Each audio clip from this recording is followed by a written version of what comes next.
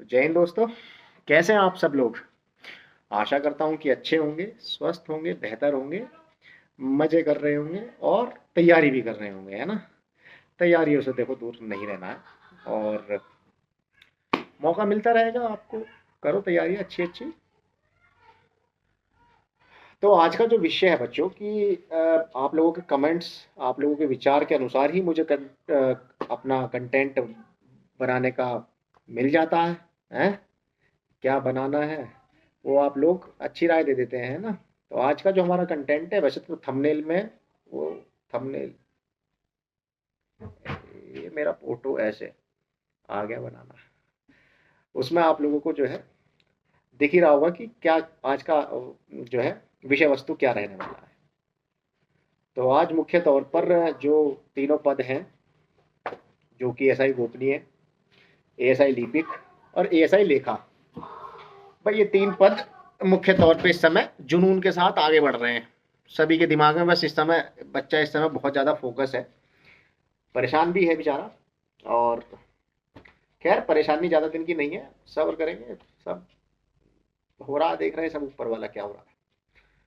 तो आज इनमें मैं आपको बताना चाह रहा हूँ कि भाई क्या क्या किस किस के लिए क्या क्या जरूरी चीज़ें हैं और क्या कार्य प्रणाली रहती है, किस पद का क्या कार्य प्रणाली है। हाँ, जानना तो बच्चों कुछ और ही चाह रहे हो तुम, है। वहां तक नहीं पहुंचूंगा मैं, है ना। आराम से बताऊंगा क्या होता है, बाकी सीख जाना, बहुत मौके मिलेंगे। तो पहला जो पद है और अच्छा सम्मानित पद, ऐसा ही गोपनीय का, या अंग्रेजी में कहें तो ऐसा ही कॉन्फिडेंशियल। बच्चों ये पद एक तो बहुत सम्मानित पद है ना, क्योंकि पद की एक गरिमा है अपनी, बहुत ही कॉन्फिडेंशियल। जब इसका नाम ही कॉन्फिडेंशियल है, गोपनीय है, तो ये आसानी से किसी को दिखता नहीं है ना। इसका सबसे जो कार्य का सबसे बड़ा रीजन है वो ये कि अधिकारी के साथ रहना, अधिकारियों के नीचे हर टाइम अधिकारी को ही रिपोर्ट करना, है ना। अधिकारी में भी वरिष्ठ अधिकारी, ये अपने एएसपी, डीवाईएसपी, इन सब के लिए ये नियुक्त नहीं होता है। एएसपी पद और उससे वरिष्ठ पदों के लिए इसकी नियुक्ति की जाती है। ये एक तरीके से उनके निजी सहायक के रूप में कार्य करता है ना। उनके सारे रिकॉर्ड्स मेंटेन करना, खासतौर से अधिकारियों की समस्त फाइलें को संग्रह करने का कार्य इसका ऐसा ही गोपनीय पद का कार्य प्रणाली में शामिल है। इसके बाद और भी इसके बहुत सारे कार्य हैं, जैसे कि सीआर रिपोर्ट्स। सीआर होती है, इसे कहते हैं हम कैरेक्टर रोल कह देते हैं सिविल भाषा में, और हमारे यहाँ जो चलती है फौज में उसे कहते हैं हम अपार या एसीआर, एनुअल कॉन्फिडेंशियल रिपोर्ट्स या प्रेजल रिपोर्ट्स। इससे क्या है, जैसे बच्चों के आपको बताना चाहूँगा, बहुत से बच्चों को नहीं पता होती, जैसे हम कोई भी सरकारी सेवा में जुड़ जाते हैं तो जैसे हम क्लासों में पढ़ते हैं ना, हमारी वार्षिक परिणाम कार्ड हमें मिलता है, ऐसे हर एक कार्मिक का होता है बच्चों, है ना। कि आपने पूरे साल क्या परफॉर्मेंस करी है, उसके आधार पर आपको अंक दिए जाते हैं, जो कि आपके प्रमोशन में, आपके वेतन वृद्धि में और आपके बाकी आपकी पूरी पीछे सब पूरा बैकग्राउंड उसी के ऊपर खड़ा होता है, आपके सीआर के ऊपर, है ना। सीआर जहाँ खराब हो गई तो सर्विस वहीं से डामाडोल होनी शुरू हो जाती है और आप अधिकारी उसे अच्छा नहीं मानते हैं। तो अपने आप को बचा के चलना, अपनी नौकरी अच्छे से करना, ईमानदारी से करना, और आपका सीआर हमेशा ही अच्छा रहेगा। तो सीआर होता है एक तरीके से आपका वार्षिक मूल्यांकन रिपोर्ट, जिसे हम कह देते हैं, एक तरीके से वो रहता है वो।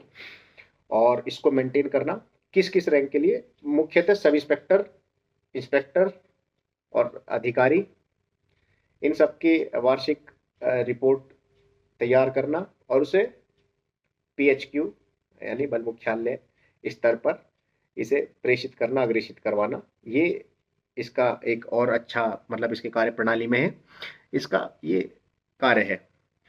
इसके अलावा काम तो बहुत सारे हैं, लेकिन सब चीज अगर बता दूंगा तो वीडियो लंबी हो जाएगी, और वीडियो लंबी हो जावे जब भैया तो तुम देखते नहीं हो, तुम तो भागो हो इधर देख क्या भैया ये तो पकाव है। अब ऐसा नहीं है ना। वीडियो को देखोगे तो देखो जानकारी मिलेगी और आप लोगों को फायदा मिलेगा। आपको कम से कम पता चलेगा जिस पद के लिए आपने अप्लाई किया है या भविष्य में उस पद को ज्वाइन करने वाले हो, तो पहले से पता रहे कि पद की गरिमा क्या है, पद की सम्मान क्या है, क्या कार्य करने होंगे। तो ये सब आपको जानना ज़रूरी है ना? और उसके बाद होती है विभिन्न बैठक, वरिष्ठ अधिकारियों की बैठकें होती रहती हैं, पॉलिसी मेकिंग डिसीजन जिसमें लिए जाते हैं बड़े-बड़े, कि आज शहर में किस तरीके से क्या अभियान चलाना है, क्या करना है। इस सब की जो मीटिंग होती है, कॉन्फिडेंशियल मीटिंग्स होती हैं, इनकी रिपोर्ट, आख्या, इसको तैयार करना, उसका मसौदा तैयार करना, ये सब इसके गोपनीय पद पे ही रहता है। उसका एक ऑफिस होता है, उसमें और भी सहायक कर्मी रहते हैं इसके साथ, और वो सब मिल बैठ के उसका मसौदा तैयार करते हैं, जिसपे वरिष्ठ अधिकारी अपनी अनुमति प्रदान करके और फिर वो आयोजित करी जाती है। उसकी बाद में कंप्लाइंस या जिसे अनुपालना रिपोर्ट भी मांगा जाता है समय समय पर, और उस सबको इसको समेकित करना पड़ता है। और इंस्पेक्शन, जब भी कभी निरीक्षण होता है तो उसको सारी रिपोर्ट्स तैयार रखनी, अप टू डेट रहना। तो गरिमामय पद है, सम्मानित पद है, बहुत सम्मान मिलता है, सीखने को भी बहुत मिलता है इस पद में, और अधिकारियों के साथ रहते हैं तो कहीं ना कहीं आपकी जो स्टैंडर्ड ऑफ लिविंग है उसमें बहुत अच्छा इजाफा होता है बच्चों, है ना? तो ऐसा ही गोपनीय तो, और एक अच्छा पावर रखने वाला पद है ना? हर कोई नहीं आसानी से उसके ऊपर जो है समझ जाओ, बहुत बहुत एक विशिष्ट पद है। उसके बाद आते हैं हम एएसआई लेखा की तरफ। एएसआई लेखा, एएसआई लेखा बच्चों मिनिस्ट्रियल जिसे हम अंग्रेजी में कह देते हैं, एएसआई मिनिस्ट्रियल, देखो सबसे टफ पद है इन तीनों भर्ती के अंदर। यदि कोई सबसे जो मेरा व्यक्तिगत मानना है, वो थोड़ा सा सबसे ज्यादा कार्य जो अधिक है वो इस पद के ऊपर है। इस पद को कि कार्यालय की किसी भी शाखा के अंदर नियुक्त किया जा सकता है, ठीक है? किसी भी शाखा के लिए इसे नियुक्त कर देते हैं, और इस पे इतने पत्राचार हैं कि इसका अनुभव बहुत ज़्यादा हो जाता है। मतलब अनुभव और इसको कार्य की जो शक्ति है इसकी इतनी ज़्यादा होती है कि ये, इसको आधे तो रूल हमेशा दिमाग में रहते हैं कि अगर ये आ गया तो ये वहां से कर देंगे, ये आ गया अरे ला वहां से कर दिया ठेप, ये आ गया इसको ऐसे करके निपटा दो, ये आ गया लात मार के निपटा दो, ये आ गया, मतलब मजाक में कह रहा हूँ, ऐसा नहीं होता, लेकिन हाँ बहुत तेजी के साथ कार्य करने की क्षमता रखता है, क्योंकि इसका कार्य प्रणाली कुछ ऐसी है, विविध कार्यों में इसका जो है बहुत बड़ा हाथ रहता है ना। किसी भी प्रकार का कार्य हो, किसी को कुछ समझ में ना आ रहा हो तो इसको ऊपर ठोक देता है, ये तुम करोगे, लो लो कर। तो इसको अनुभव होता है, अच्छा अनुभव होता है। जितने भी कोर्ट के मसले हैं, पेंशन हो गई आपकी, रिटायरमेंट हो गया, आपकी वेतन वृद्धि हो गई है, आपकी और कोई व्यक्तिगत समस्याएं हैं, और विवेचनाओं की त्रुटियां, इन सब की जांच करना, उसके बाद इसे आगे कप्तान या जो भी आला अधिकारी उनके आगे रखना, कोर्ट तक पहुंचाने तक की भी जिम्मेदारी कई बार इसकी होती है। तो ये बहुत अच्छा पद है, बाबूजी बाबूजी करके जाने जाते हैं कार्यालयों में। नियुक्ति एसपी कार्यालय से नीचे किसी कार्यालय में इनकी नियुक्ति नहीं होती है। सुबह 9 साढ़े 9 बजे से, जब से कार्यालय समय शुरू होता है वहां से इनका शुरू हो जाता है कार्य करना। बीच में हल्का सा लंच का अवसर मिलता है, और उसके बाद फिर शाम तक कोई गारंटी नहीं है कि कब तक यूं ही बैठना पड़ेगा। सब ठीक है, अच्छी नौकरी है, अच्छी जॉब प्रोफाइल भी अच्छी है, सम्मानित जॉब है, और एक अच्छी, जितना देखो इसमें सीखोगे उतना इसमें बहुत आपकी जो है रिस्पेक्ट बढ़ती चली जाएगी। अब सम्मान इसमें आप ही के हाथ में होता है ना जी, कैसा आपका व्यवहार है निचली रैंक के साथ, वरिष्ठ रैंक के साथ, या और जो फील्ड में कार्मिक और अधिकारी नियुक्त हैं, वो उनके कार्य के प्रति आप कितने ईमानदार हैं, कितने सचेत रहते हैं, और कितने अच्छे से उनके कार्यों को निकालते हैं। तो इसके ऊपर निर्भर करता है कि हाँ आपका कितना अच्छा सम्मान बना रहेगा। बड़े लंबे समय के लिए भी कार्यालय में ही जुड़े रहते हैं, मतलब इनका ट्रांसफर पॉलिसी जो है थोड़ी अच्छी अवधि के लिए है किसी भी डिस्ट्रिक्ट में, तो इसलिए अच्छी तरीके से इनकी पहचान अच्छी स्तर की रहती है। और कई सारे और भी कार्य हैं इनके पास, खुल के अगर बताऊंगा तो बहुत सारा लंबा हो जाएगा। मैं खुद मिनिस्ट्रियल कैडर से हूँ, देखो मैं स्टेनो भी रह चुका, मतलब कॉन्फिडेंशियल जो ऐसा ही गोपनीय है वो मेरे को चार्ज दिया गया था, और 5 साल मैंने वो करा। उसके बाद अभी तो नॉर्मल लिपिक कार्य ही कर रहा हूँ जो मेरा प्रोफाइल है। और हाँ लेखा शाखा में भी कार्य करने का अनुभव है, तो मिनिस्ट्रियल को कहीं भी आप यूटिलाइज कर सकते हैं। इसका मतलब मैं आप अपने उदाहरण से बताना चाह रहा हूँ बस मात्र कि लिपिक को ऐसा नहीं है कि आपको केवल स्थापना शाखा में कार्य करना है, आपको लेखा शाखा में ही कार्य करना है, आपको आयुध शाखा में कार्य करना है, कहीं भी जहाँ आपकी उसे लगेगा अधिकारी को कि हाँ आपको यहाँ से काम लेना, वहां से वो ले लेगा। इसके बाद आता है एएसआई लेखा, लिपिक हो गया है, अब आ गया एएसआई लेखा। तो लेखा बच्चों स्पष्ट है, अकाउंटेंट बीकॉम ही मांगा गया है। तो उसका वित्तीय पत्राचार जितने भी बल के अंदर हैं, जितने भी कार्य वित्तीय संबंधित रहेंगे, उसका कहीं ना कहीं जड़ जो है वो इस पद से शुरू होती है ना। वो ही सब चीज तैयार करता है। साल में हमें कितना बजट चाहिए इस पूरी इकाई को चलाने के लिए, या पूरे बल को इकट्ठा करने के लिए, या वेतन के लिए हमें इस कोड हेड में इतना फंड चाहिए, तेल के लिए इतना चाहिए, फर्नीचर के लिए इतना खरीदना पड़ेगा, जितना पैसा मांगना है, ये सारा जितना मतलब समझ जाओ वही काम है। वही मतलब पैसों का लेन देन सरकारी का है ना। ज्यादा ना सोचो, इतना नहीं सोचते एडवांस, थोड़ा हल्के में ले हुए काम को, ठीक है।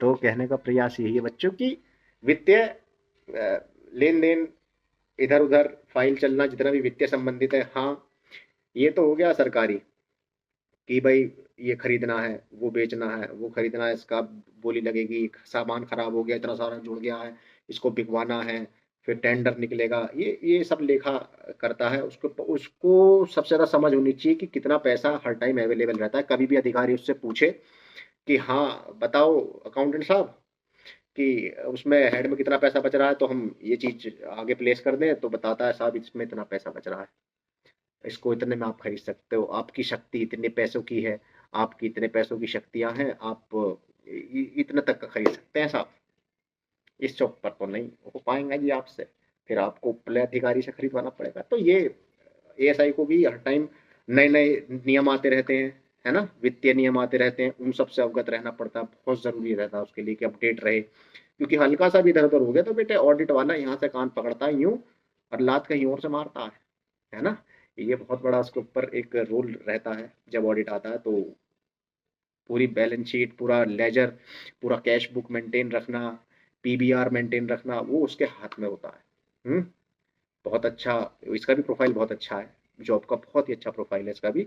और इसके अलावा मुद्दे की बात पे आते हैं, इसके अलावा जो हमारे कार्मिक फील्ड में डिप्लॉय रहते हैं, सिपाही हैं, चाहे वे हवलदार हैं, एएसआई हैं, सब इंस्पेक्टर हैं, एसएचओ हैं, या जो भी अन्य पद है, रेडियो ऑपरेटर हैं, इनके समय समय पर आपको पता है कि कहीं भी ड्यूटी लगा दी जाती है, तो उसके लिए सरकार का प्रावधान है कि इनको टीएडीए का एक भत्ता मिलता है, टीएडीए के रूप में। वो इनका प्रतिदिन के हिसाब से इनको भत्ता मिलता है, जो कि काफी बन जाता है। तो उनका सबका बिल इकट्ठा होकर इन्हीं के पास आता है, ये देखते हैं, उसकी जांच करते हैं कि सब कुछ ओके है, आदेश के तहत गया है, इस आदेश के तहत गया, इस आदेश के तहत आया है, कितने दिन रुका, कितने दिन नहीं रुका, उन सब पर ऑब्जर्वेशन लगा के कि कहीं कोई ऊपर नीचे तो नहीं हो रखी रकम, तो उसके बाद वो उसको पास कराने की जिम्मेदारी भी इन्हीं की होती है। ये बिल हो गया। और भी अन्य सारे कई सारे क्लेम होते हैं जो ये लोग लेखा शाखा के, क्योंकि ये मूलभूत ढांचे के हिस्सा होते हैं, और ये इनका कार्य रहता है। तो तीन पद ये हैं, इन तीनों का अभी तक का बहुत सम्मानित पद है, तीनों के तीनों बहुत अच्छे पद हैं, पद में कोई समस्या नहीं है। समस्या यदि आप में है तो उसका कोई इलाज नहीं है ना।